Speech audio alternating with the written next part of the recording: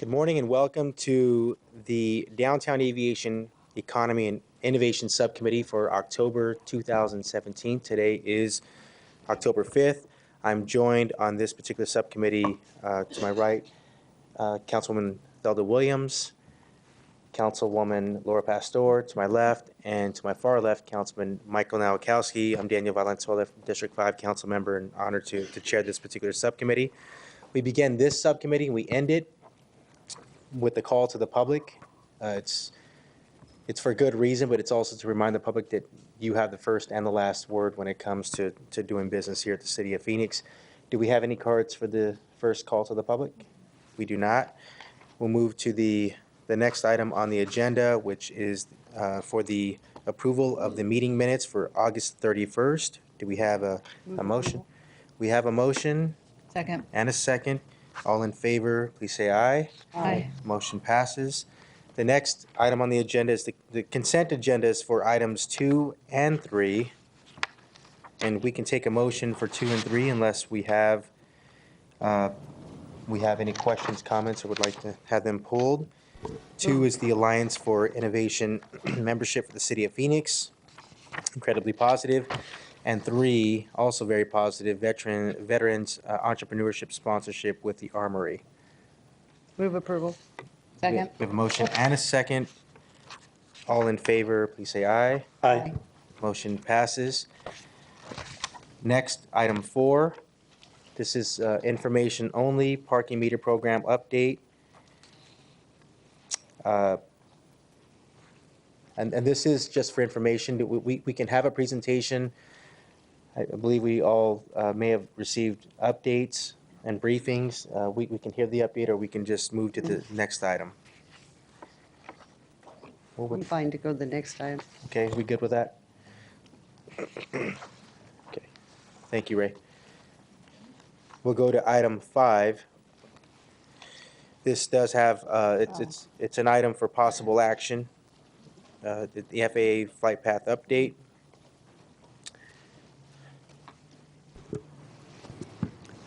Mr. Chairman, good morning, members of the subcommittee. I'm joined today by Jordan Feld, and we will give you a brief update on the activities associated with the flight path. Thank you, Mr. Bennett. Mr. Chairman, members of the subcommittee, thank you again for this opportunity to provide a very quick update. Once again, I'd like to express our gratitude to Councilwoman Pastor for hosting a community meeting last night. We thought it was very well attended and very good discussion as well. On the legal front, there's 3 quick updates. One, we're still awaiting a schedule for the oral arguments from the Court of Appeals for our lawsuit. Staff recently requested that the U.S. DOT OIG, Office of Inspector General, look into the FAA Next Gen program as a whole. And finally, within the last 2 weeks, both the city HP officer, the state historic preservation officer, as well as the aviation department have all requested the FAA reinitiate Section 106 consultation, which is the process to study the impacts on historic properties and 4F properties, which are like city parks, because in our opinion, the FAA clearly underestimated and undermodeled those impacts in their NEPA documents. Staff continues to do community outreach. We are meeting with industry stakeholders very frequently. In 2 weeks, we'll be presenting at a national conference on airport noise issues and continuing to build our alliance against the RNAV issues that we're experiencing.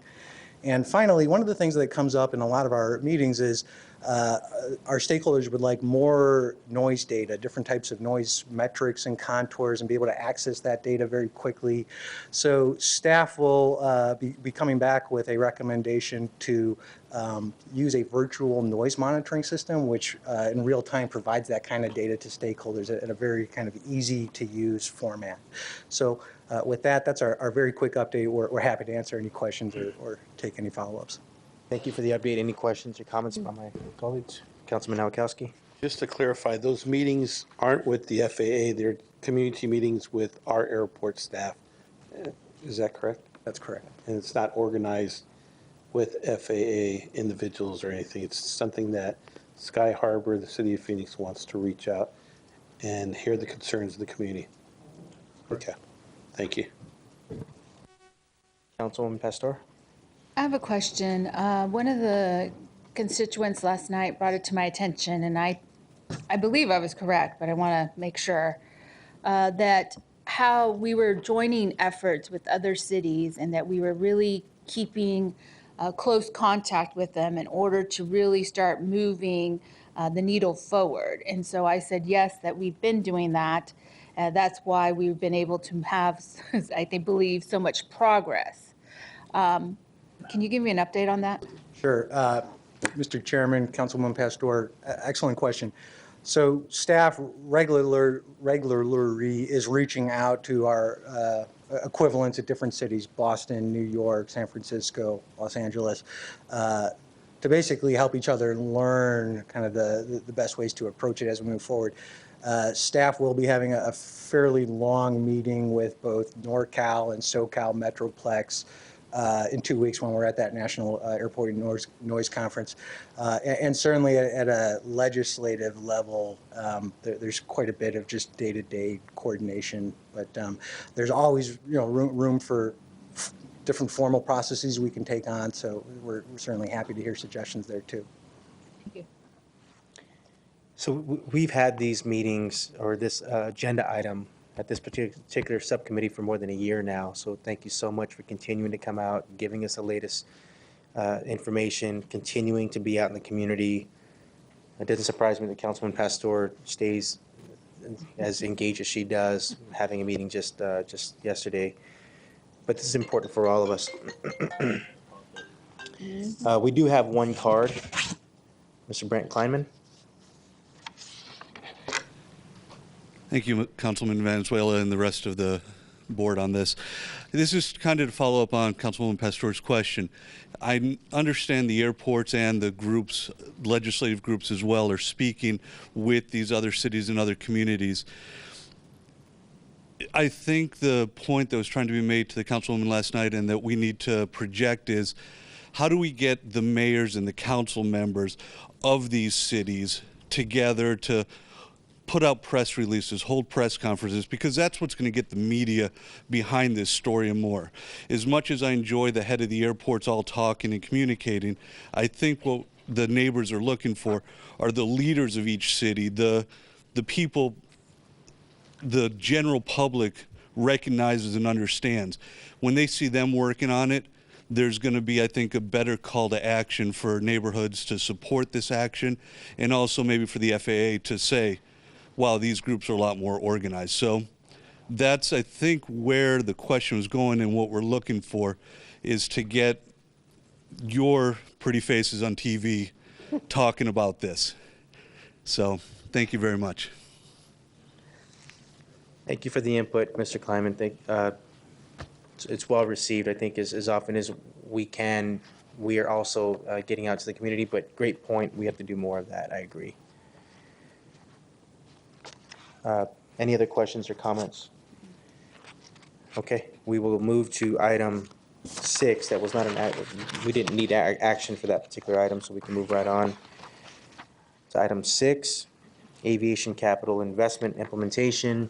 We're excited to hear about this particular item. Mr. Chair, members of the subcommittee, Mr. Bennett and his staff are here today as a follow-up to last month's discussion regarding capital investment. We're here today to talk about the implementation, timing, and financing as we currently understand it, recognizing more work will be done on into the future, but the broad outline, and we're here today to share that with you and request your recommendation to the full City Council.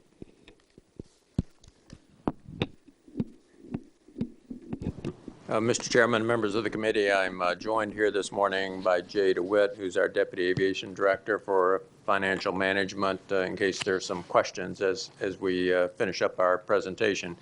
And as Mr. Blue indicated, this is really a continuation of the conversation that we had back on August the 31st in front of the subcommittee with respect to the airport or the aviation capital investment plan. At that meeting, you requested that we return today with some additional information relative to a potential schedule for these capital investments and also an outline of a proposed financing plan for those capital investments. And that's what I would like to discuss with you today. Just as a very brief reminder for the committee, back on the 31st, we discussed the current capacity, comparative capacities that we have at Sky Harbor, and represented it in the current state as shown here on this slide. And once again, what this means is that from an airfill standpoint, we don't have any capacity issues. We have plenty of airfill capacity. From the gate standpoint, all of our gates are currently in use. And what this means is that when it's orange like this, is that from time to time, when you arrive on a flight, you may think, oh, boy, this is great. My flight came in 10 minutes early, but alas, there's not a gate available for you to pull up and get off the airplane on time. From a terminal standpoint, this means if it's orange that you're probably experiencing from time to time long lines at a ticket counter or at a security checkpoint or in the baggage claim area. And then the roadways and curbs, what this means when it's orange is that you may have difficulty if you're coming out to the airport to pick up family or friends. The traffic may be backed up. You may not be able to get up to the terminal quite easily. Or if you're arriving from out of town as a visitor, you may have to wait in a long line for a rental car shuttle to the rental car center. It's a very challenging situation that we currently have. And as we discussed that with our current capital investment plan that is underway, by 2021, we will have the completion of the Terminal 3 modernization program, but there's no additional investments planned currently that would improve on these conditions. You will have a little bit of improvement in the terminal area, and that's due to the fact that the Terminal 3 modernization project will be finished. There are no additional gates being constructed, and then the roadways will actually deteriorate and move to a red condition because we'll have increased traffic, but no additional roadway capacity or no effort to take traffic off the roadways. And what we discussed then on August the 31st was if we move ahead with a potential completion of the SkyTrain Stage 2 and also construct the 8th and final concourse on Terminal 4, then we feel that the gate situation would improve and from what it is today and could potentially move to green, which would be 8 additional gates on Terminal 4. And then the SkyTrain completion would allow us to remove the 108 courtesy shuttle buses that we have on the roadway carrying people to the rental car center. And it would also give us the ability to have a Western economy parking facility so that the residents in the West Valley wouldn't have to drive through Sky Harbor Boulevard to get to a parking lot on the east side. Then further, we discussed on the 31st that this is the current council-approved capital investment spending plan. You see there the Terminal 3 modernization project, also the Terminal 4 international facility improvements. Both of those projects are currently underway. And then there are several other smaller heavy maintenance and small improvement projects that are currently planned in that 5-year time period. And we discussed the addition of once again, SkyTrain Stage 2, as well as the additional concourse on Terminal 4. Stage 2 of the SkyTrain is estimated at about $700 million, and that the T4 concourse is about $250 million. And once again, just a reminder, what the SkyTrain Stage 2 involves is an approximate 2-mile extension of the SkyTrain from Terminal 3 to the rental car center, which is located just west of Interstate 10. There will be provisions at around 24th Street and Buckeye for a station there to service a new West Economy parking center, West Ground Transportation Center. And then we'll also make a provision for a future stop on the west side of the airport in a location that might be developed at some point in the future with another passenger terminal. And that would constitute Stage 2 of the SkyTrain. In terms of a potential or proposed development schedule, subject to City Council approval, we would feel that we would like to begin design work later this year, in fact, and potentially be in a position to start construction towards the end of 2017, perhaps at about this time next year or at the start of the fourth quarter of 2017. And as you can see, this is a relatively long lead item. It'll take about 3 years, maybe a little longer than 3 years to construct. And then there's quite a bit of complicated commissioning and testing associated with this to make sure that the system has functioned properly. So we estimate that it would be somewhere 20 to 21 time period before we would be able to have stage 2 of the SkyTrain operational. In terms of the cost and the funding sources, once again, the estimated project cost is about $700 million. And what we would propose is that about $427 million would be funded via the passenger facility charges. And we would use a combination of passenger facility charge-backed bonds and also pay-as-you-go capital from the passenger facility charge. Now, the passenger facility charge is currently levied at Sky Harbor, and it was used to fund stage 1 of the project. And also, the Federal Aviation Administration approved the use of the passenger facility charge for the entire SkyTrain project.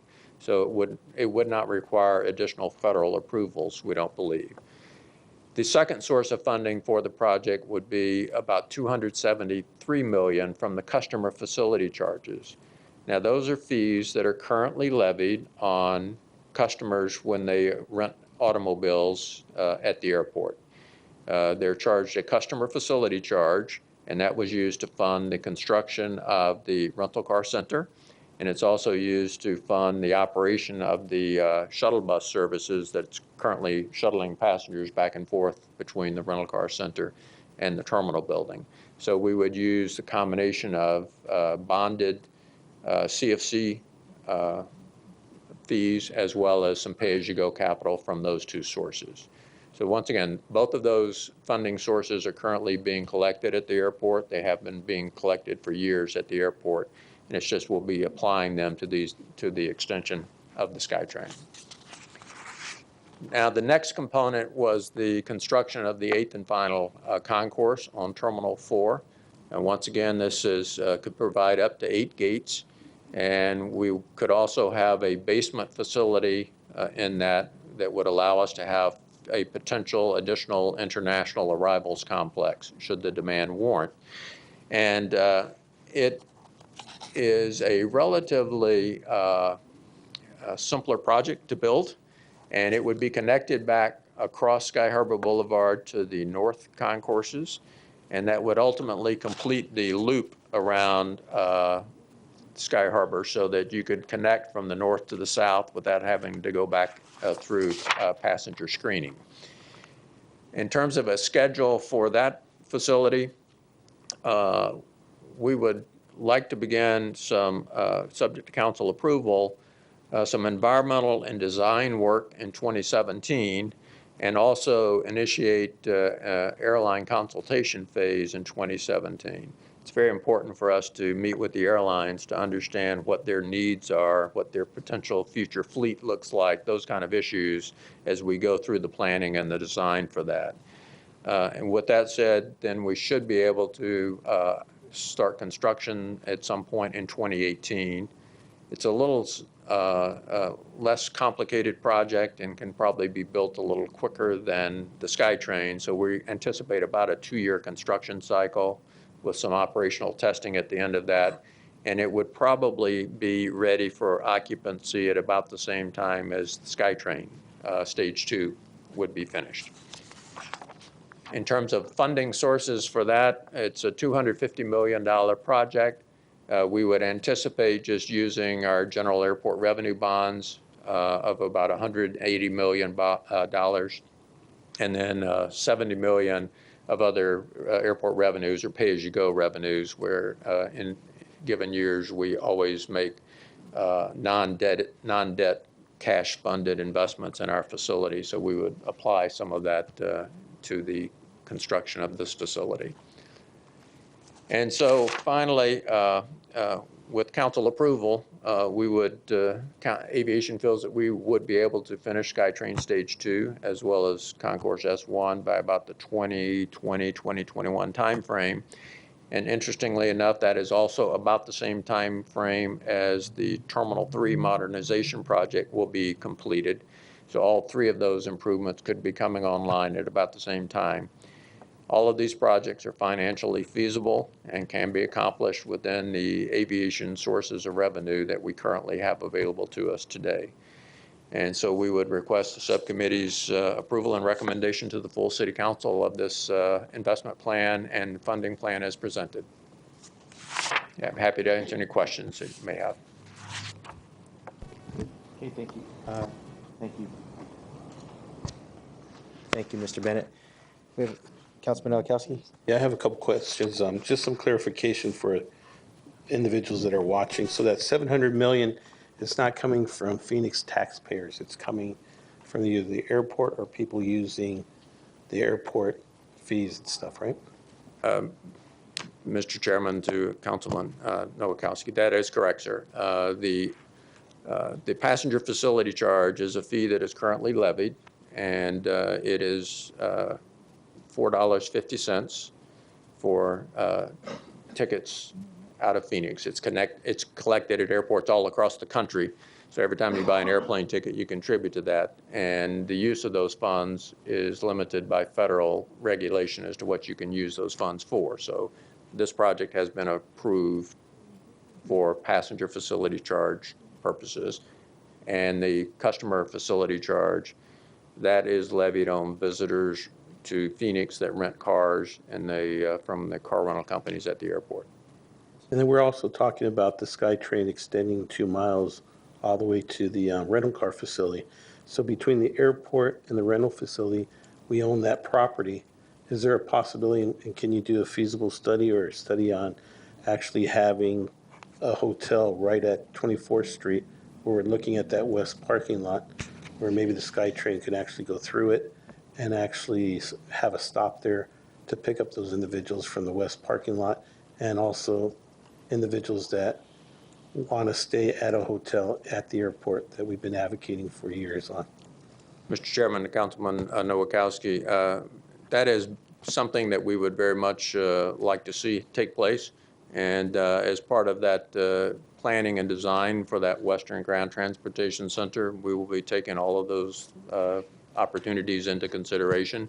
It may be perfect for some form of public-private partnership with a private developer to develop those kind of amenities. But I think the airport would benefit greatly from having something like that developed. And the final question is the 8th concourse is something that's really needed. We're going to have a basement. I know the international flights that we get backed up all the time, especially going through security.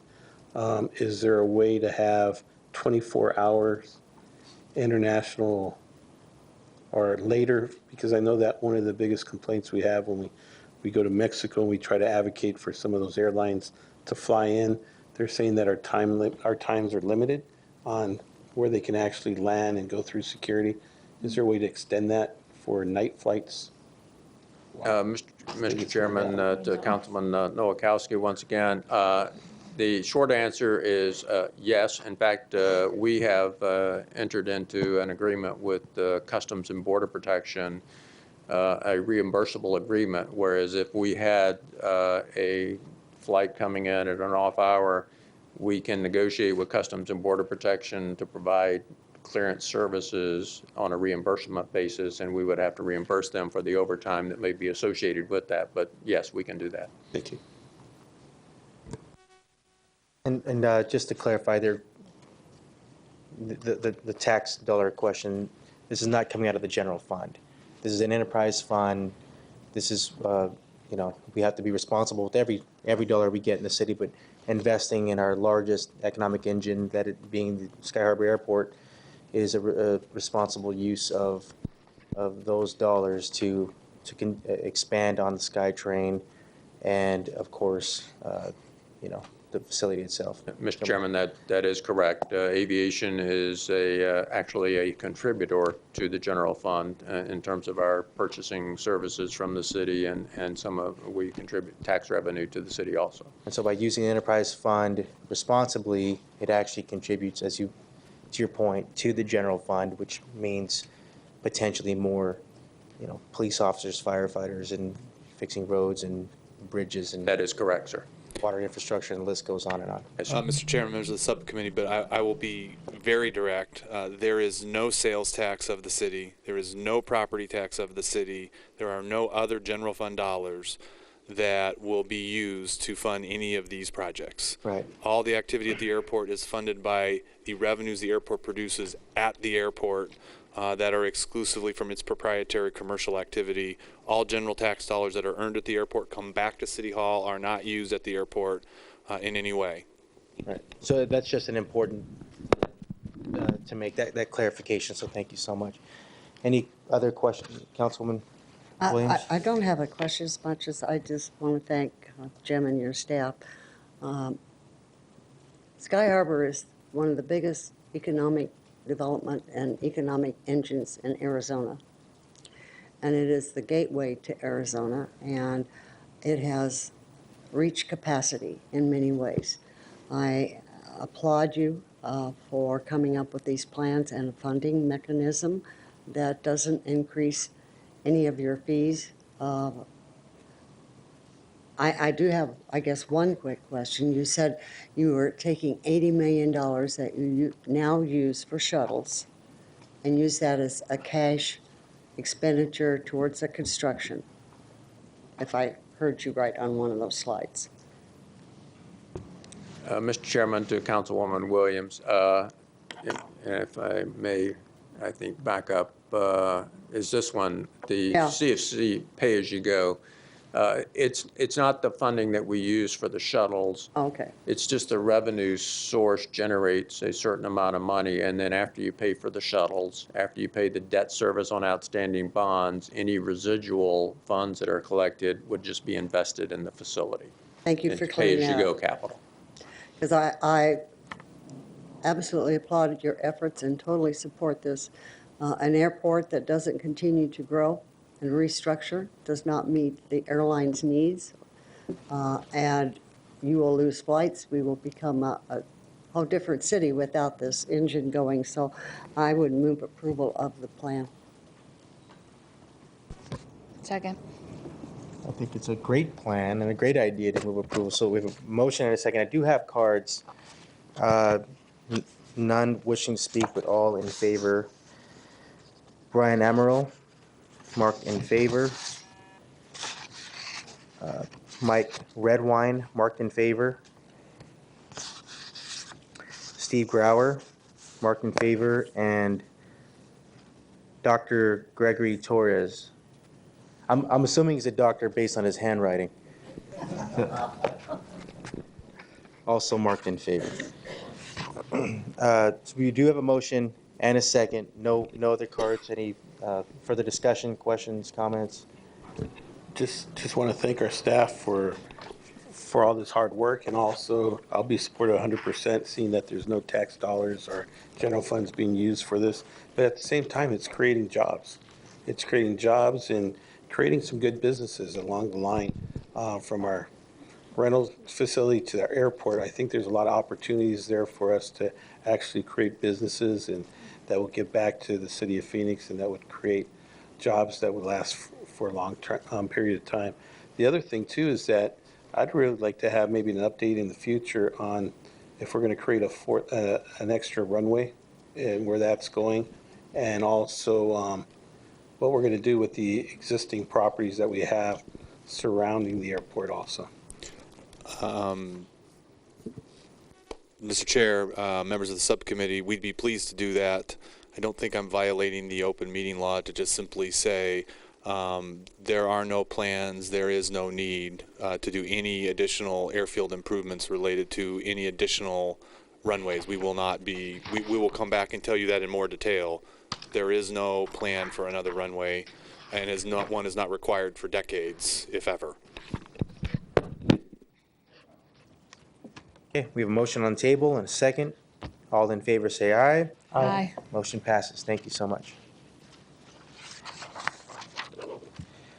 Item 7, another exciting item. T4 Food and Beverage Program Review. We need this so we can have the money to pay for all this construction. Mr. Chairman and members of the subcommittee, I'm joined this morning by Christina Madsen, who's our Deputy Aviation Director for Business and Properties. Councilwoman Williams and the subcommittee had asked us to look at opportunities in the concourses in Terminal 4 for additional food and beverage outlets. Our apologies for it taking a while to get back with you with a recommendation, but as you can imagine, and as we've shown you in some previous presentations, our concourses are very crowded and space is at a premium. So we've had an opportunity now to look at some options there that Christina will review with you and make some suggestions on where we think we can get some additional food and beverage opportunities. Good morning. Thank you, Jim. As Jim indicated, we are looking at multiple things that we could do in the terminal, and at your request, we went through and evaluated our existing operations with our existing operators. We need to assess the existing operational structure with them, and we've identified a few opportunities to enhance the customer experience. So in Terminal 4, we have over 70,000 square feet of just food and beverage revenue producing space. In 2015, they generated over $132 million in sales, which is approximately over $7 sales per enplaning passenger in that terminal, and rent to the city was about $18 million. We have a pre- and post-security program. As you're aware, 13% of the revenues are generated pre-security and 87% are generated post-security. And that is a trend that is all over the country. So as we were looking at opportunities, as Jim indicated in his previous presentation, our constrained hold rooms, our constrained restaurants, there's just not a lot of space. So we needed to look at what the impacts are to our existing locations as well as what we could do going forward. So a couple of those things that we're going to do is work with our existing operators, SSP and HMS Host. We're going to look at their staffing levels that they have. We think there's some opportunity to look at and make sure that they are staffing appropriately at the right times when we have passengers in the facility. Can we improve queuing within their each individual location to put throughput and increase that? What are they doing for marketing? What are they offering our passengers? Are there technology solutions that we can work together with them as a airport as well as individually? What are they doing to get different items into the hold rooms without adding infrastructure? We're looking at underutilized locations. Are they performing at the level that we think they should be performing based on industry trends? So we're going to work with them on those. All of those items will be under existing contracts that we have with them and what we should be operating today. So what we would like to do going forward is we've identified 4 new locations that we could add to the program. They're all at the beginning of the concourses on the north side. We looked at the south side, but there is not enough room on the south side at the present time to identify small added locations. So we are proposing to add these 4 locations and 2 for each operator. HMS Host would receive 2 and SSP would receive 2. And we would work with them to talk about build out, et cetera. These would be very small locations. They're grab and go locations, and I'll walk you through a couple of pictures. The average sales per each unit we're estimating to be over $1.6 million in each location. The first location is on N1, and this is a mock-up that we did the best that we could just to give you a visual. It definitely won't look like this, but the picture on the left shows you a very successful location that has been built out and is generating well over that $1.6 million in the terminal today. So these spaces are right now news rack locations that would go away. So that's N1. N2, very similar location. N3, again, all very similar on the wall units that would be very limited build out. This last unit is on N4, and I know it looks very busy, but we were trying to give you the visual on the left is what exists today, and this is what we would change it to. So with that, staff is recommending that we move forward with amending the existing agreements, work with the existing operators, SSP and HMS Host, to add these new locations to their existing contracts. Councilwoman Williams? I thank staff for working with this. I had the experience where it was so packed, you couldn't get coffee. It was a miserable time waiting to take a flight. And then the idea come up, well, grab and go. Is there a kiosk? Is there another way? And additionally, increase revenue at the airport, which I think is extremely important. We want convenience and we want to make do. And I appreciate you working with our two corporations to come up with solutions. I am hoping that you can negotiate and modify these contracts quickly, because I would love to see these operational, that we could take advantage of the holiday flyers. So I would move approval. We have a motion that's, we'll get it, wait for a second. We can, Second. we have a motion and a second. Any questions or comments? I have some Noakowski? questions.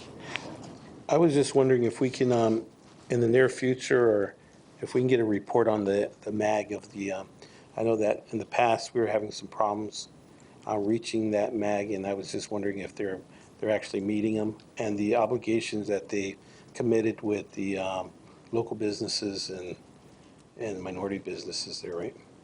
I'd like to have a report. I'm not sure, unless you know off the top of your head if they're meeting that, and have they completed their obligations with the local businesses also. Mr. Chairman, to Councilman Noakowski, I think it would be better if we just go ahead and put together a report and we'll We have supply it future to agenda you. item, I think. And make sure it's accurate. Okay, thank you. So I agree with Councilwoman Williams. It's about, sure, it's going to bring tax revenue in, but, you know, frankly, it's about convenience, the traveler, convenience. We want to make Sky Harbor the friendliest airport in the world. We're raising the bar there, so I think this is a step in the right direction. I appreciate the thought of, 4 of these locations, 2 with each provider that we have, HMS Host and SSP. I think they've been doing a great job. Both of them have been doing a great job. Been strong employers. I was most recently at an event for SSP, Joseph the Worker.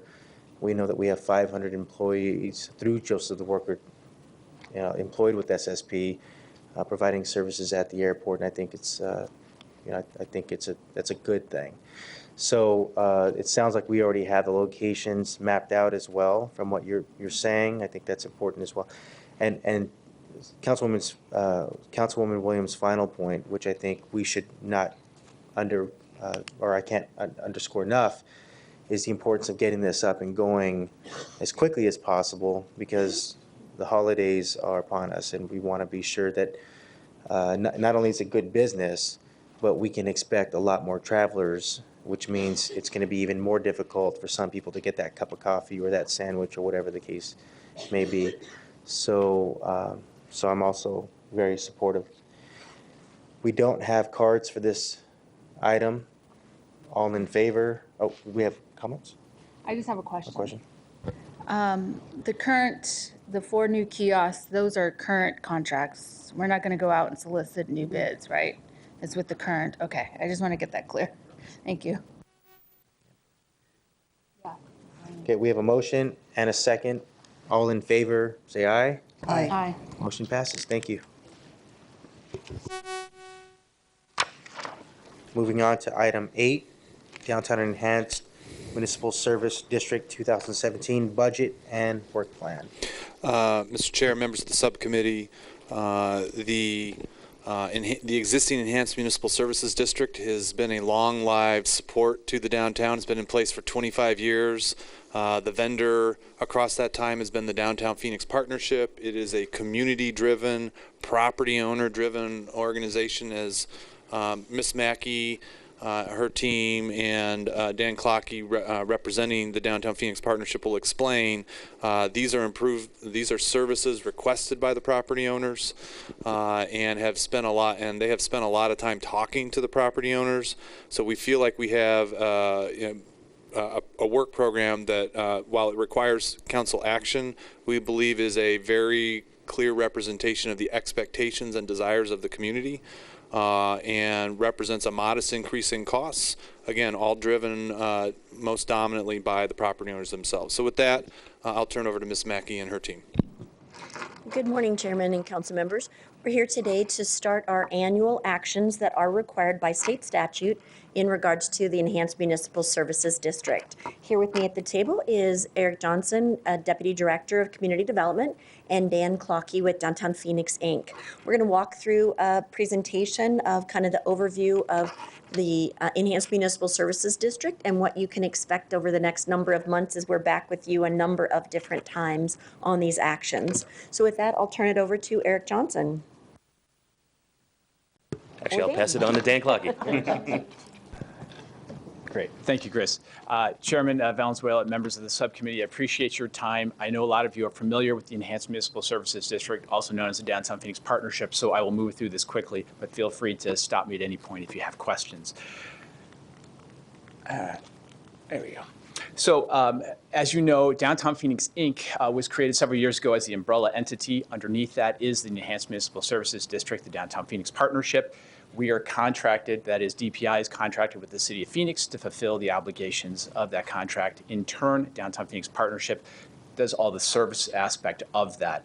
We are guided by, as you see up on the screen, the property owners and the board members, really the major stakeholders, as well as the small stakeholders in downtown to guide our work program. The budget process timeline is a lengthy one because it does obviously go through a lot of different steps. Early in the spring into the summer, we look at our work program, we work with the board approves a draft budget then in July, and then as of today, we begin that formal process with the City Council as you as subcommittee members, and then on to the full council for 2 meetings. I am actually new to this position, not new to the partnership. I've been here for 13 years, but I am new as the executive director. And so we thought it was really important to go out and meet one-on-one with the board members to really get a good sense of what they wanted. So Samantha Jackson, our vice president of operations, and myself went out and met with 24 board members, and we asked them 3 questions. What's your vision of downtown? Do you feel that the work that we're doing is tying into that vision? And what should we focus on? Are there things that we need to tweak? Are there things that are working really well?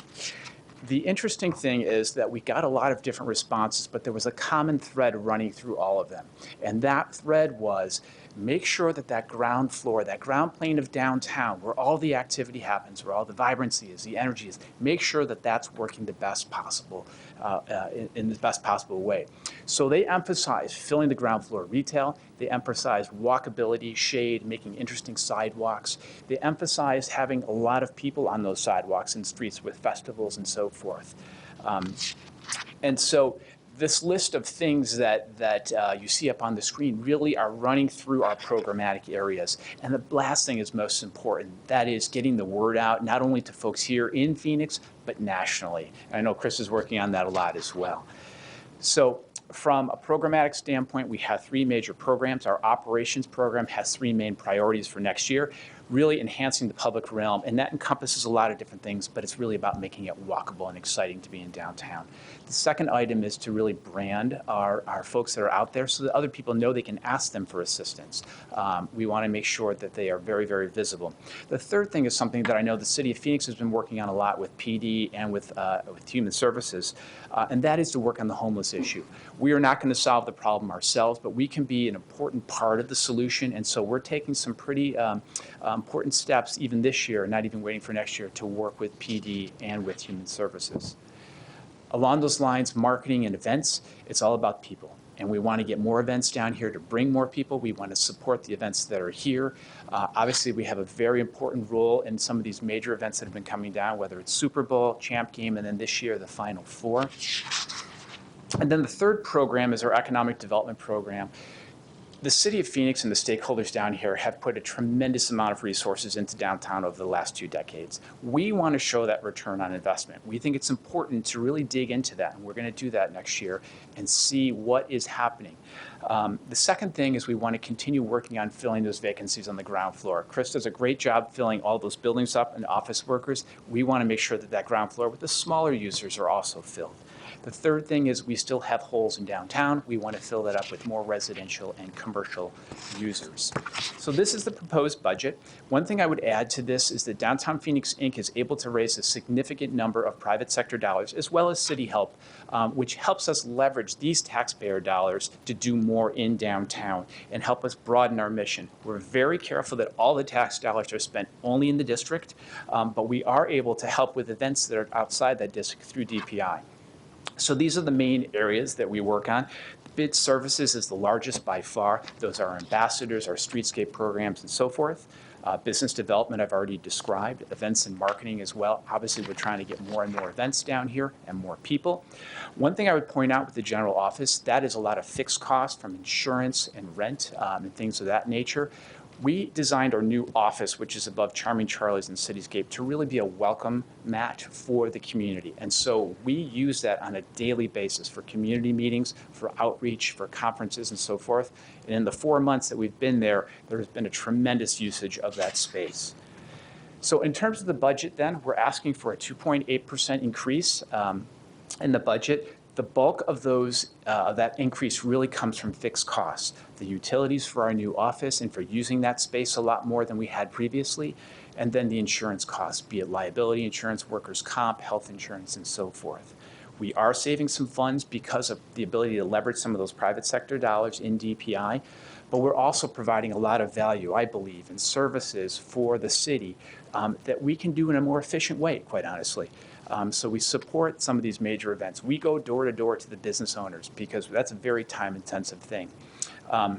Maintaining some of the pedestrian signs, sweeping the streets, removing graffiti. Just, you know, we removed 4,000 tags in downtown last year.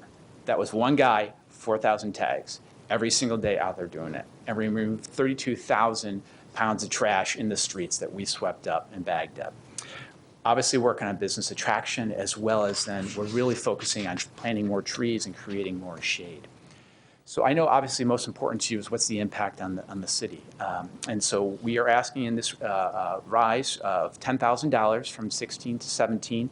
And then the other funds that the city pays in comes from specific funds, such as the Phoenix Biomedical Campus, the Convention Center, and then the Sports Fund. I will tell you, we work hand in hand with the Convention Center and the CVB. We've grown this relationship dramatically over the last few years to make sure that we are attracting more conferences to downtown, supporting them in any way we can, and making sure when the visitors are here that they have a great time so that they want to sign up for another conference. So I mentioned return on investment, and I apologize, this may be a little tough to read here. We're starting to look at some of the returns that we're getting on all these investments that people are making. So I just have a few up here. In 2008, in that small half square mile area in the EMSD, there was $117 million in bar and restaurant revenue. That sounds like pretty good. Flash forward, though, 8 years, and it's $205 million. What that translates to is an additional $2 million in city sales tax for the general fund, for police, for fire, for all the things that everybody wants to see. The other one I would point out is the increased revenue in hotel sales taxes. So in the last 12 months, it's gone up by more than $1 million. We see in the last quarter, 14% of all hotel revenues were in that small half square mile area of a city of 520 square miles. So we know we got to do more. We know there's more hotels opening up, but it's a really good sign.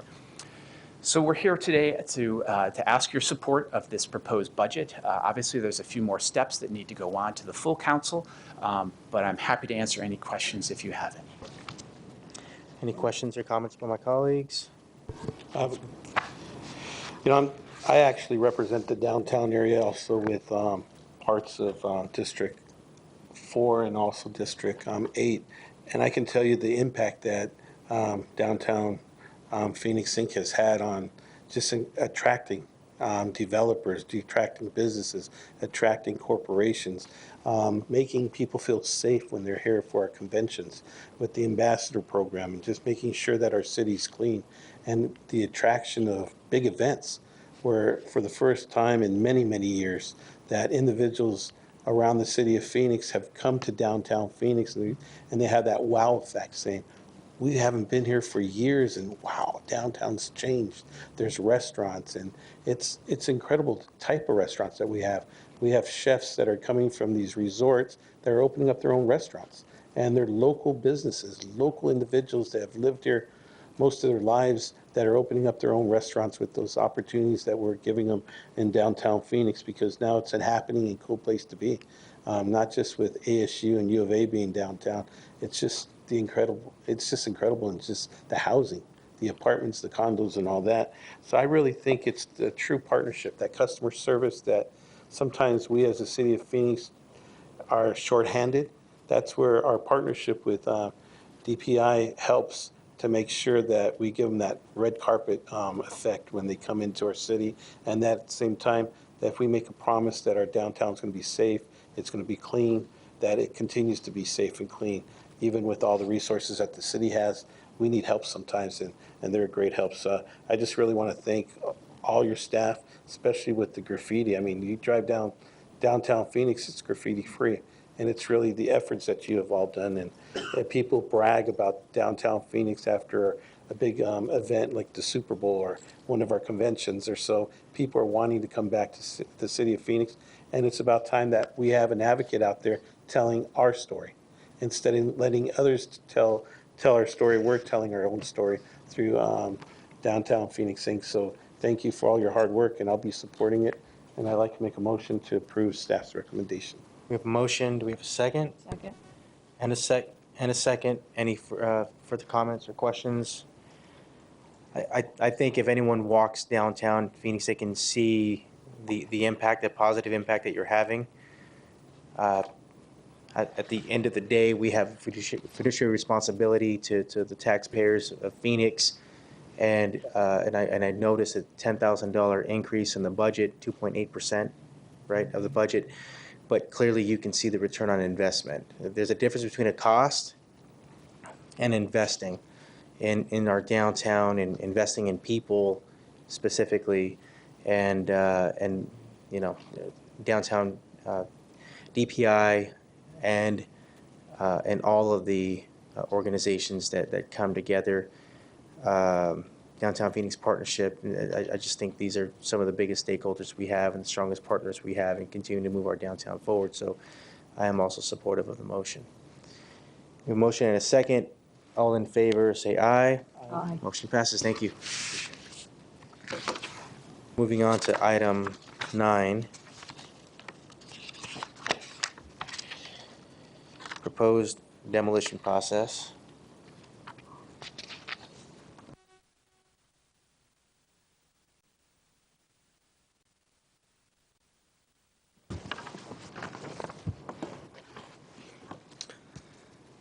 Thank you, Chairman Valenzuela, members of the subcommittee. This particular item, I want to first actually introduce Mo Glancy as Assistant Director within the Planning and Development Department, and Michelle Dodds, our Historic Preservation Officer. And so we have a quick PowerPoint to go through, and then we'll be happy to answer any questions. This stems from issues that are coming out of the historic preservation community and the Historic Preservation Commission about the loss of historic resources, before they've had a time to have some additional discussion and explore some other options. And so one of the notable ones that's happened recently is a Circles building within downtown. And so that's really a big driving concern, that there's not a time period in which to look at some other potential options related to what could be done with our historic resources before they're demolished. This is an example of moving it. This is the Worth House that was moved on Roosevelt Row, across the street by Kimber Lanning.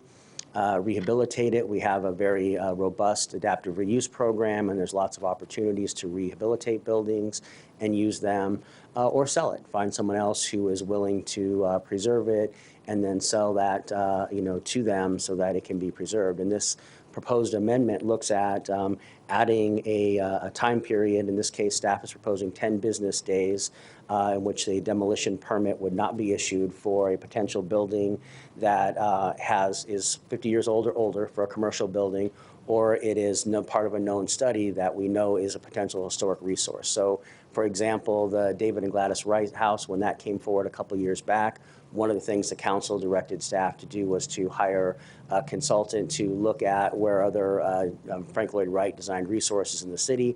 We now know where those are, and so those would be put into this list that would be eligible properties that we would then develop and maintain. With that, now I'm going to turn it over to Mr. Glancy, who's going to walk us through the other parts of it. Okay, thank you, Alan. Mr. Chair, members of the subcommittee, what you see before you is the recommendation that was made by the Historic Preservation Commission. They asked for a 30-day calendar hold for any commercial buildings that are 50 years of age or older, and then any building that is eligible for historic designation, identified as eligible through an existing survey. And they also asked for some notification, so posting on a website that we would create, and then also emailing a list of interested stakeholders. And as Alan mentioned, this gives the historic preservation community opportunity to have some input. It's possible the owner may not even know that the building has significance, and let us consider some options to avoid losing something that might be important. So this is the text of the actual amendment, the underlined portion. It would require any building that is an application for any building that's older than 50 years, that's a commercial building, or a property that's eligible to be listed, to be held for, as Alan mentioned, staff recommended 10 business days. The Historic Preservation Commission and the Development Advisory Board recommended 30 calendar days. So what this process would entail, the applicant would provide the application and a plot plan, which they typically do, and we would ask them to bring in a copy of the original building permit so we can determine the age. If they can't find the original building permit, we've got some other ways. We can look at historic aerial photos, things like that, to try to determine the age of the building. If it is older than 50 years, or if it is in our list of eligible properties, we would advise them of the posting requirements. They would go out and post the site. Once they provided us evidence that it had been posted, the waiting period would begin. We would also provide this information on our website and let the community know about it. If the property was less than 50 years old or wasn't in this list of properties, nothing would change. They would get their permit right over the counter. Otherwise, they would pay a $300 application fee to help pay for all of this additional processing. So the impact of that, we typically issue about 1,500 demolition permits every year. We think that about 300 of those would be affected by this, the older commercial buildings or the eligible properties. In order to implement this, we would ask for a new Planner 1 position that could do a lot of things. They could update our list, go through this criteria, help answer questions from the public related to the building, and administer the process. And then, of course, the $300 fee to cover that additional cost. We also are committed to letting developers know at the very beginning of the project. So we will talk to them at the pre-application preliminary site plan phase so that they can build this extra 30 days into their process. And so it really should just be part of the whole development process. So what we've done so far, we've had 3 public meetings on it. It's been through the Development Advisory Board and the Historic Preservation Commission. And if you recommend approval, we would go to the City Council on November the 2nd. So staff and the Historic Preservation Commission, Development Advisory Board are recommending that you recommend City Council approval of this amendment, and also approval of the new Planner 1 position and the $300 application fee for the properties that fall under this criteria. Thank you, Councilwoman Williams. What's the salary for a Planner 1? Madam Chair, members of the subcommittee, I don't know that information off the top of my head with all their benefits and that stuff, but we can find out that information for you. That's $90,000 a year.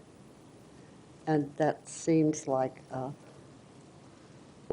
And Madam Chair, members of more than sufficient amount to fund a Planner 1 with benefits. So that, I'm sorry, go ahead. Go ahead. Madam Chair, members of the committee, that's an estimate of how many permits we think we would get in terms of coming up with that number. Certainly, we can take a look at that before the full council action and come back with what that cost is so that everyone's aware of it. I'm just concerned, it's too much money. I understand the reasoning behind this. I'm not 100% sold on it, but I'm more than willing to try. Any other questions or comments? I have a question. Okay, Councilman? One of my concerns is that we're looking at extending the light rail down Central, South Central, and also into the West Valley. And we have a lot of historic houses, buildings, facilities along that path. And I know that people are out there probably looking to develop apartments, condos along the light rail route. Is there a way, or do we have enough staff to actually dedicate some time to let people know that this is a historic landmark or a historic building along those paths? And at the same time, if not, what would be your recommendation of making sure that we educate ourselves and save some of those treasures within the city of Phoenix?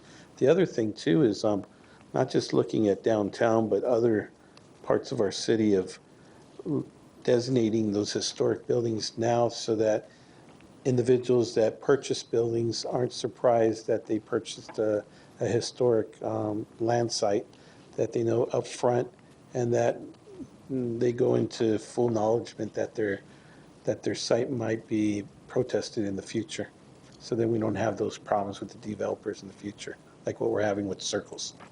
Councilman Nowakowski, Chairman, members of the subcommittee, in working with Valley Metro, and we have already identified along the light rail corridor what properties are eligible. And so one of the things we would do is add those list of properties to what we know as eligible citywide through surveys.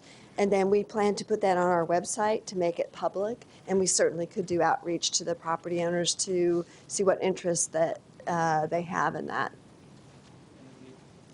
Maybe in the future, we can talk about incentives that we give out to developers on preserving these historic landmarks of our city, because I know that it's very limited right now.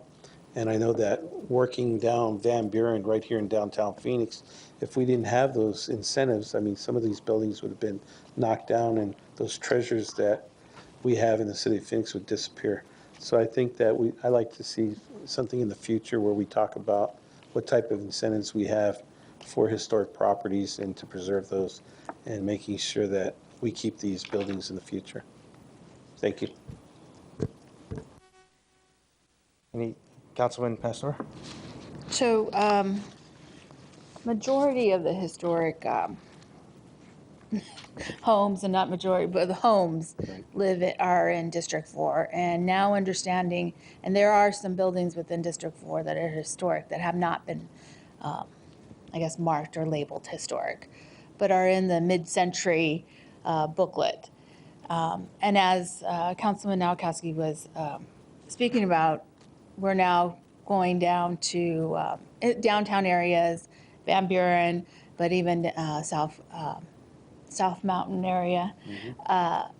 And so I think this is really important for not only developers to understand what homes could be potentially historic, but also understand the value of those areas and preserving some of our past.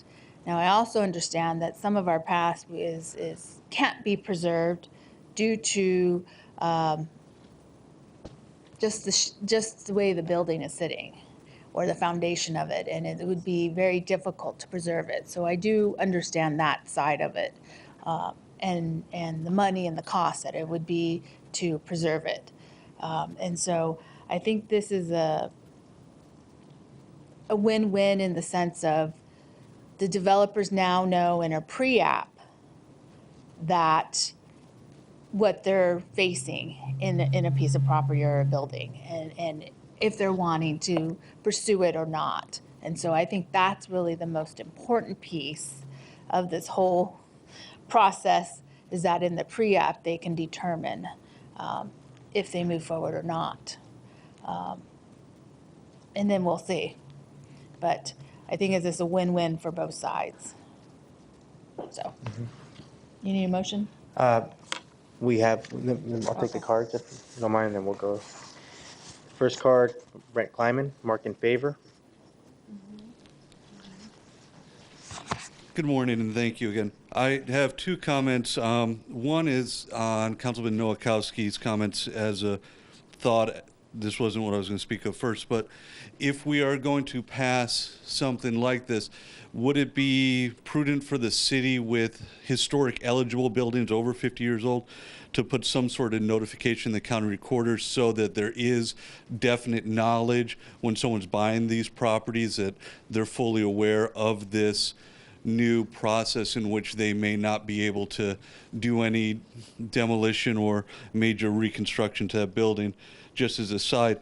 But my other main concern is kind of opposite what Councilwoman Williams said.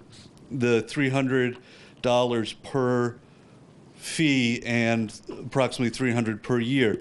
You're talking $90,000. If your salary is $50,000 for this planning one person, you're leaving $40,000 or about $120 per application in dollars to work on that.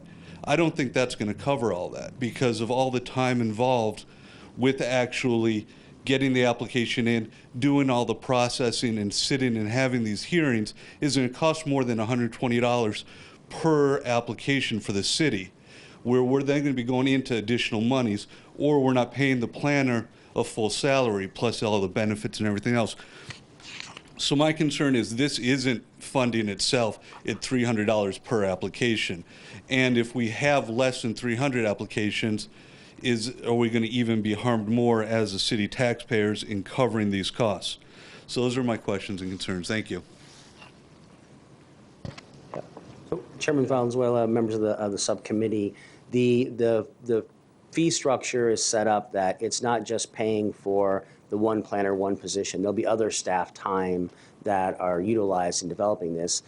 We identified, because of this additional work that would need to be done, we needed one specialized position to do that, but there'll be other staff within the development division that will be working on this to issue permits, just like they do in any normal situation. It's just that with the additional research needed and the work to build the database of the eligible historic resources, we needed someone to put that together so we could make people aware sooner rather than later and help with the processing of it. And I would note, just for the public's concerns, I know the council is aware that all of these funds are user fee funds. So this is not general fund money that's being used as part of this. So it's not something that would impact the general fund depending on however many permits come in or not. May I ask? Of course. What is the basic fee that they would be paying without the extra 300? So the basic fee for a residential demolition permit is $75. So that's just to cover one inspection. There is no application fee or planner fee. For a commercial permit, it depends on the size of the project, but it varies between $300 and $400. And then this 300 is on top of that? Correct. Thank you. And Chair, members of the subcommittee, we also did do outreach to anyone who pulled demolition permits within the last 2 years as part of this effort. And the only concern that we had from any of them was that make sure that we do the notice early so that before they're hired in the process, people know. So they didn't have any concerns about the costs. Right. Thank you. We'll move on to the next card. Robert Warnicki.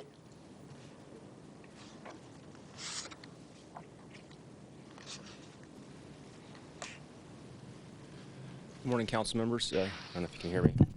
Good morning, council members. Thank you very much for having this meeting today and allowing me to speak. I'm very much in favor of this this resolution or this memo that's going forward.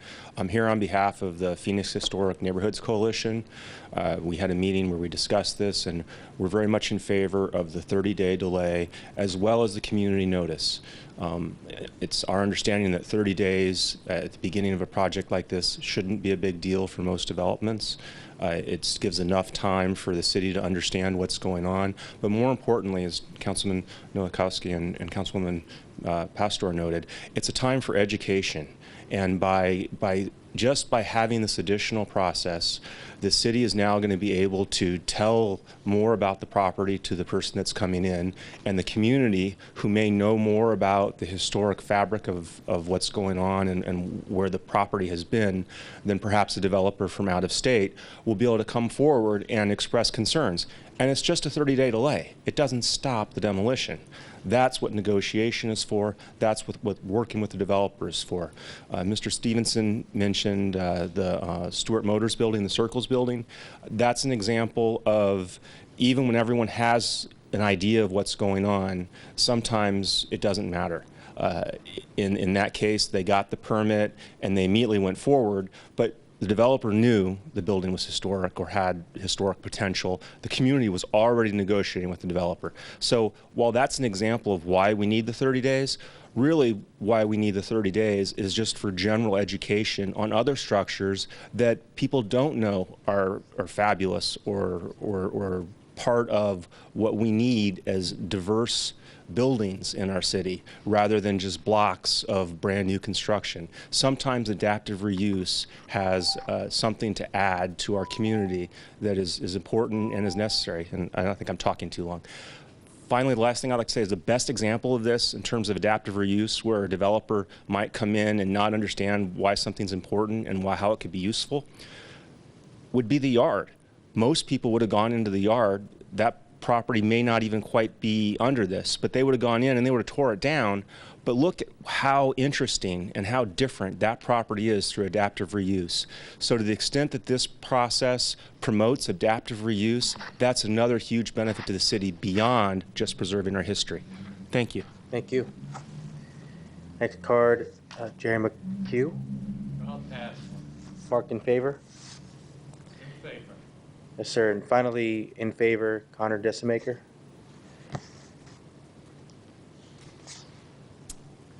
Hello, Chairman Valenzuela and members of the subcommittee. Thanks so much for your time.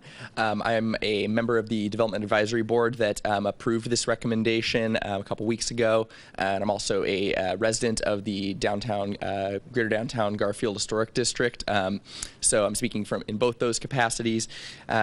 In the Development Advisory Board, we had a really robust discussion about being involved in the pre-application process. So to your comments, Councilman, I think that it's something that is going to be provided for, it sounds like, through our discussion, where making sure that developers are aware on the front end. I think this is a very proactive policy that is going to mitigate a lot of the consequences that we've seen of undue demolition in our city.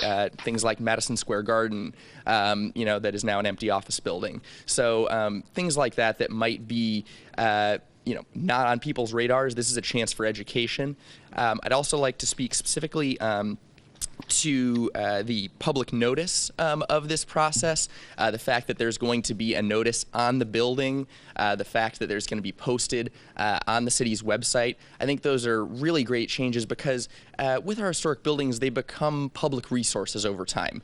If we're going to, have a notice for a change of use on a building, for a liquor license, for those sorts of things, I think that this very much fits within the same fabric as those kinds of changes and would provide a great opportunity for residents of the immediate vicinity to speak to a building's character and importance. So fully in favor of this measure. Thank you. Thank you.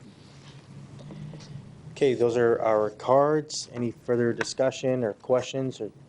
Yes, Councilman Nowakowski. Over the years, I've been seeing more and more east of 7th Street, the Garfield area, south of Jackson, and also west on 7th Avenue. Those communities are really, people are going in there, buying the property, demolishing homes, and putting up apartments or condos in that area. And it's really taking the character of those neighborhoods away. I know that Grand Avenue, it's great. It's cool, funky artists, but they're starting to extend into the neighborhoods and knocking down some of these historic homes. Some of those areas happen to be low-income areas that aren't organized as the Willows and FQ Stories or Roosevelt neighborhoods are. And I believe it's up to us to make sure that we're the voices for those voiceless neighborhoods. And I think that I really want to thank you, Michelle, for being that voice and continue to advocate for historic preservation. But I think we as a city need to come up with a plan on what we're going to be doing in the future, especially in those lower income historic neighborhoods, and helping them to organize themselves and preserve the character of those neighborhoods. We have a motion or second, or, well, actually, we need a motion. I move the recommendations forward. I'll second. A motion and a second. Any further discussion or questions? My colleagues, hearing none, we'll go to a vote. All in favor, say aye. Aye. That passes unanimously. Thank you. Chairman Valenzuela, just for clarity, you're recommending the 30 calendar days, correct? Yes. Just want to make sure, because there's the staff and. And that was the understanding of the presentation as well, 30 Excellent, calendar yep, days. that's perfectly fine. I just want to make sure for the record that we're. I'm glad you clarified that, right. We clarified that for the record. Okay. Thank you. Moving on to item 10. We'll keep Mr. Stevenson here with us. Yes, thank you, Chairman Valenzuela and members of the subcommittee. I have with me still Ms. Michelle Dodds, and Mr. Kevin Waite is joining us here as well. We can be very brief on this particular item if the subcommittee is inclined. This is an excellent example of how CED and the Planning and Development Department can work together to further historic preservation and economic development goals. The proposed building here, we'll click one slide over here, will house WebPT expansion and Galvanize as new expanding high-tech businesses within the warehouse district. $125,000 of the grant money is coming from HP bond funds. Another $125,000 is coming from the CED community reinvestment funds. So this is an excellent example of how we can combine those resources to preserve our historic structures. And with that, I think, Michelle, you're going to say a couple quick words, or Kevin, on? I would just say to Chairman and members of the subcommittee that this did go to our Historic Preservation Commission. They recommended approval, and the funds are mostly for the new roof. I'll just echo those same comments that this is a great building, built in 1946, historic warehouse building. We're excited about the reuse potential, and it was built by Del Webb, designed by Lesher and Mahoney, has a great pedigree as far as historic buildings go. We're excited to partner with CED and with the property owner and with the tenants that will occupy this building. And just to, again, confirm that the Historic Preservation Commission unanimously recommended approval. And there's a companion zoning case that goes to the City Council on the formal agenda today. And with that, staff is recommending approval of this item. Okay. Recommendation to approve. We have a motion and a second. This is incredibly exciting, and I know we're only taking a couple of minutes, and we could take more time, but we're only taking a couple of minutes for this particular item. But, all the excitement that's happening around Galvanize, and of course, Phoenix, and I call it Phoenix's own WebPT with Brad and Heidi Janenga. This is incredibly exciting, and we need more of this kind of thing in the warehouse district in downtown, and I'm 100% supportive here. So we have a motion and a second.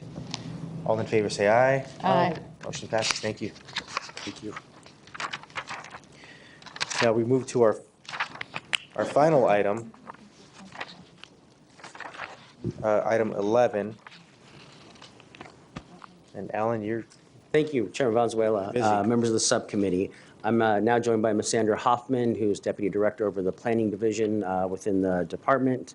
And this particular item stems from some concerns expressed in the community about alleys within downtown, and the fact that in some cities they are used as an amenity for activation purposes to provide some kind of unique, funky, vibrant areas. And why don't we have a policy to allow that to take place and make it easier for the community if they wish to do it, as well as some concerns about the loss of alleys and what the negative consequences could be if you abandon an alley and you don't design a building properly to take advantage of the back of house items that typically take place in an alley, like your trash collection, like your loading and unloading. If you don't design a project that really incorporates those in the building, then it impacts the walkability, which we're really trying hard to promote within downtown. With all of the intense development that we're promoting, we need to get people to walk back and forth, and you need to have good design to make that, hospitable, particularly in the summers for us. And so this particular group was put together and met about a year or so to come up with various, review items that Ms. Hoffman will go through in just a minute. Here's a list of folks that were on the committee, in addition to a number of staff in all different departments sat through our meetings so that we could make sure everyone was represented as part of this.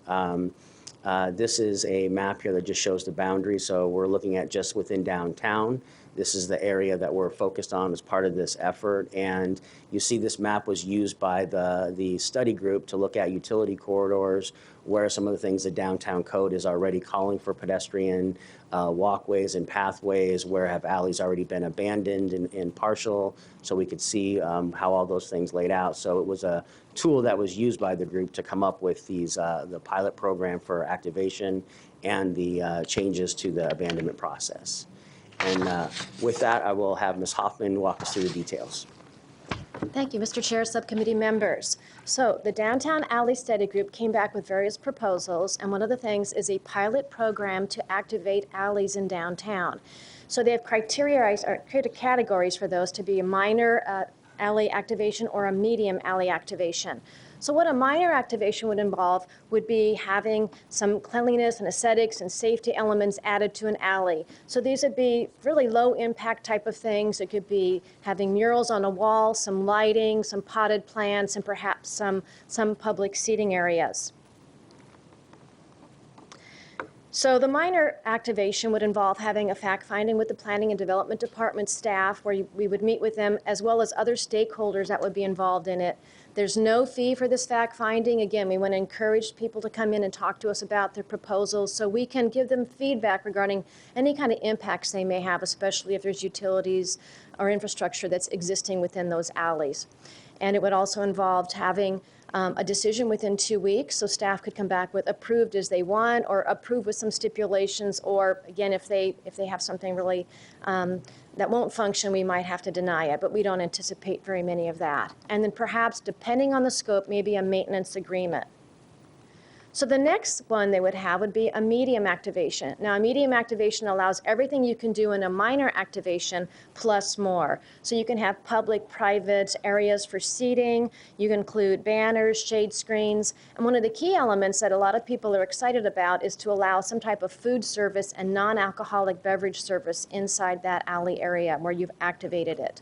You would then need to have some ability to maintain the access that they would need for loading, public works, and for utility maintenance activities. So that would need to be part of the plan when they propose an activation. So for a medium activation, it pretty much follows similar things that we have for minor, but there's a few additional steps that they would need to do, including having an alley activation fee of $500 once they determine they do want to move forward with this action. And then we would involve things such as a revocable permit for the elements they'd have in there, the insurance that they would need to have, and like any other building project, you would have to have the bonds that you would post while you do this.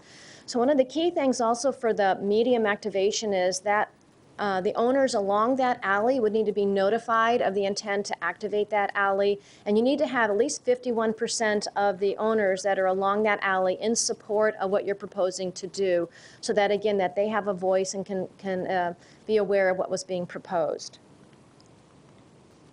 So the other thing that came out of the Downtown Alley Study Group was things that we can do to improve how we look at abandonments in downtown Phoenix. And so currently, with the current codes we have, we post signs at the end of the alleys that just says, here's a hearing coming up, and you need to be aware that there's a sign posted to know that there's a hearing. So with the downtown pilot notification we're going to try to increase for abandonment applications is to have the notice, just like we do for zoning adjustments. property owners within 150 feet of the right-of-way you want to abandon. Neighborhood associations that are registered would be notified that are within 600 feet. And the applicant would be required to have a neighborhood meeting to go through their plans and explain what they're proposing to do with that area once and if it is abandoned. The other thing that the Downtown Alley Study Group came back with is criteria we should look at. So when Alan showed you that map, we evaluated all the current infrastructure and the current statuses of alleys in downtown. So what we would like is to have the abandonment hearing officer and have some criteria to look at when they're considering whether we should move forward with this abandonment. So it includes things that are of historic nature. It looks at the service and function of the alley or the right-of-way and how it's currently being used and how that might be modified if we do abandon it. And if someone were to assemble properties, how is that going to impact the pedestrian friendliness of that area in downtown? And of course, the viability of adjacent properties. So if you abandon an alley and somebody uses that for loading and access, are we being considerate of that property owner and the viability? Then we're also asking the abandonment hearing officer to have findings of fact. Now, in the past, the abandonment hearing officers have come with a decision, but they haven't provided a lot of supporting documentation and the rationale of why they made a decision. And so now we're going to require the abandonment hearing officer to have those findings of fact. That's going to be embedded into their results, and the supporting staff report's also going to be improved to improve documentation. The abandonment hearing officer needs to also look at mitigating factors that they could probably include with their decision, such things as ensuring that there's pedestrian circulation that's still maintained, perhaps with the pedestrian access easement.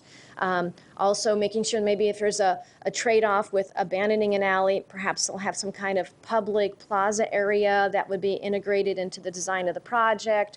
To again, think like we want to have for downtown, a very enhanced pedestrian-friendly environment.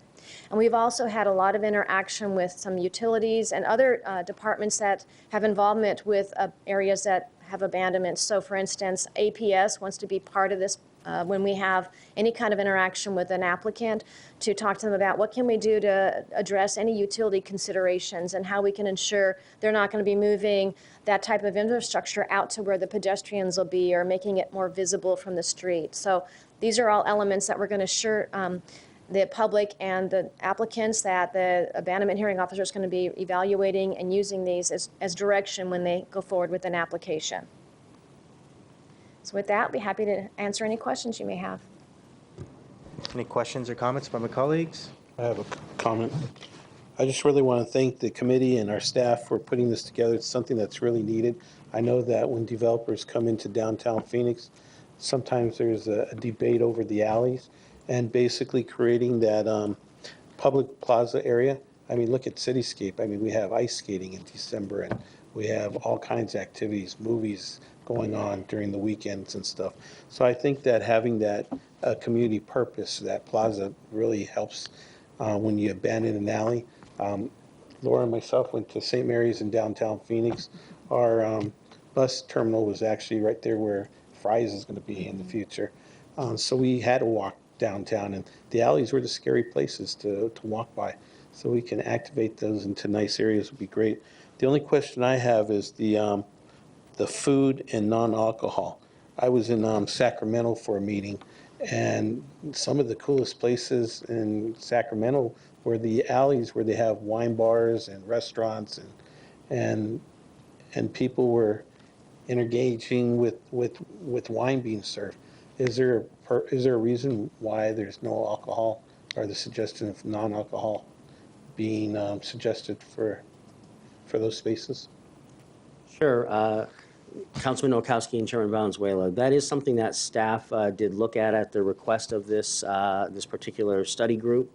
And it was something that the finance section, in particular the risk management group with the city, had some real concerns about introducing the ability for people to do alcohol in alleys that sometimes are unimproved and sometimes still scary. And so they had some concerns about how that process would work. And so what we agreed to do was come forward with this particular effort now and work with the community sooner rather than later on doing some of these non-alcoholic ones, because we have some private folks who want to go forward and do them, and then see how it works, and then we can come back and revisit that issue with them in the future. I would recommend looking very hard on that. I mean, if it's a takeout, I can understand that, but if it's a sit-down restaurant, we're going to have a glass of wine, I don't see people walking down the alley, or they're not permitted to leave the premises with an open container. So I'm all in favor of it. I make a motion to approve staff's recommendation. Are you looking for action on this one? Chairman Valenzuela, members of the subcommittee, today we're just on for information only and discussion. We will come back to you next month. We had thought since Planning and Development Department's new to this subcommittee that we wouldn't spring this on you and ask you to vote for it right off the bat. We'd come, and introduce it and take any comments that you guys have, and then we'd come back next month. Sounds good. Councilwoman? I have a couple questions, Alan. If 51% say yes, is there an appeal process that we can go through? I've received calls from some people who get deliveries in the alley, and they weren't able to get those deliveries. So I just anticipate getting some calls saying they don't like this. Are there options for them? So, Chairman Valenzuela and Councilman Williams, it is a petition process that goes to staff to help us ensure that there is adequate property owner buy-in, and so we would work to address whatever issues that come up with the group that's proposing it. So if we had a property owner that said, look, I get deliveries on Tuesdays and Thursdays and I can't have it blocked, and that was the reason of their concern, that we would then say, well, you've got to make sure that as part of your operating agreement, and what we would make sure they do is they have to clear the alley off so they can get those deliveries or whatever it is that they would need to do. But we don't have a formal appeal process, built in at this time.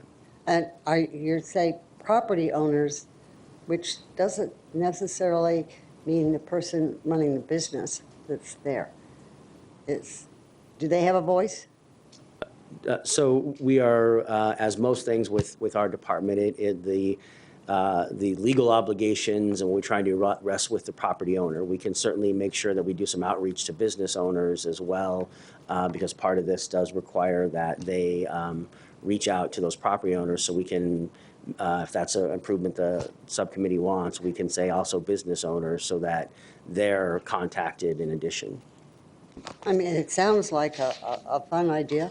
It could really liven up downtown, and having listened to some of your experiences, as long as they're safe and fun, I think it's a great idea. Thank you. Councilwoman Pastor, do you have a comment? Yeah. Question? So if they want to activate the alley, is it the property owners that want to activate the alley, or is it the business, the restaurant, that can activate the alley? Or both need to be involved? Yeah, Councilwoman Pastor, Chairman Valenzuela, any of those folks could be the parties. We're just setting up an application process. So it could even be a third party that wants to activate it that doesn't have an adjacent business or is an adjacent property owner, but we would make them get the property owner the 51%, and then also now talk to the businesses if they wanted to do something like, in conjunction with First Friday, where they wanted to have a little kind of pop-up, art display that would take place then.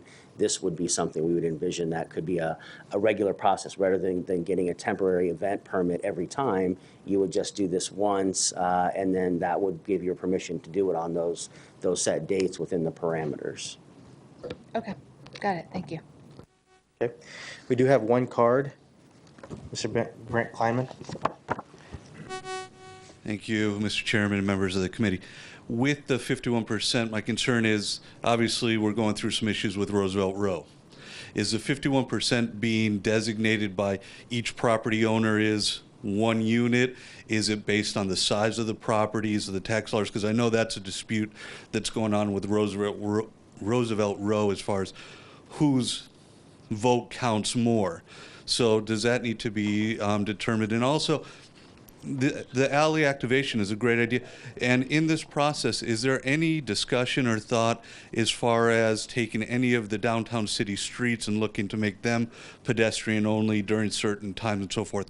I know we do it at Cityscape with the ice skating rink, but are there other streets where they are primarily retail that during big events we do it, but maybe on Fridays, Saturdays, Sundays, weekends, they become open, pedestrian only things? And is that something that this committee should also look at while we're activating alleys, maybe choosing to activate certain streets, Adams Street between the convention center and the hotels, where we sit there and say, on Friday from 5 p.m. to Sunday, we're going to make that a pedestrian only type thing. So that's just an idea to add to this group, but also determining who has a vote and what their vote is. Is it one building, one vote, or is it the size of the building, the tax dollars spent? Thank you.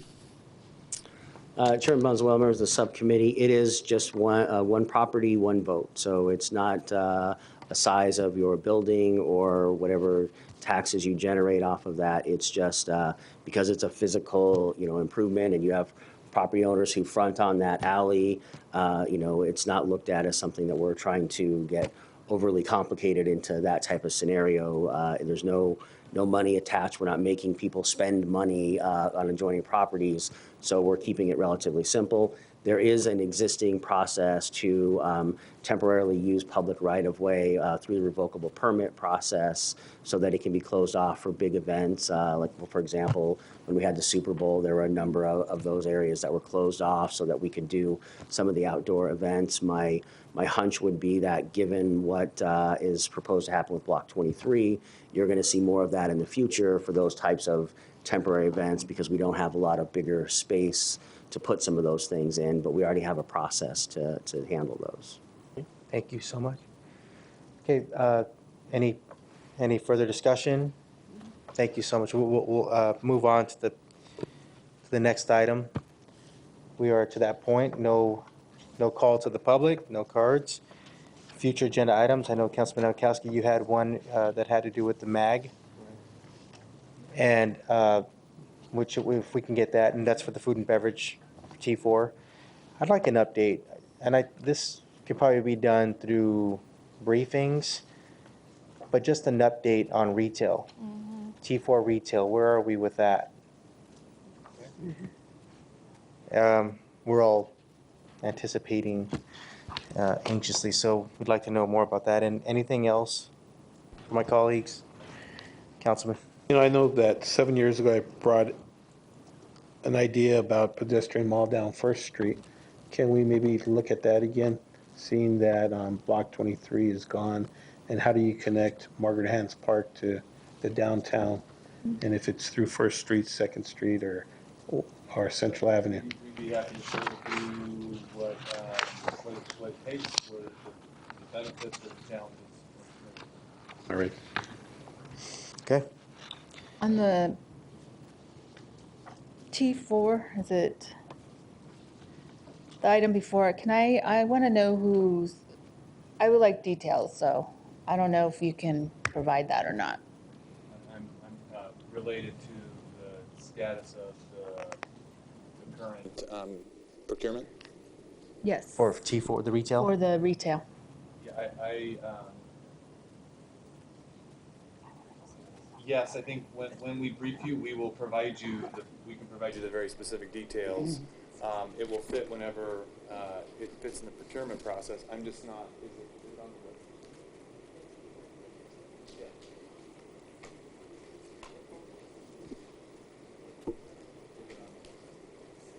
Sorry. So the really quick answer to you is we'd be pleased to come back to you and tell you what we know. I think that's something that staff's planning to have on the agenda. The proposals are in, and I believe the who has proposed is on the website today, and I believe is still going through the procurement process now. So we can tell you who has proposed and the steps going forward in that selection. We'd be pleased to bring that back next time. Okay. Councilman? Mr. Chairman, could we have, it doesn't have to be soon, a review and update on status of Goodyear and Deer Valley? We'd be pleased to. All right.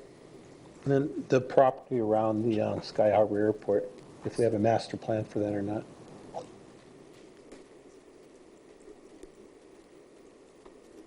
Including Sacred Heart.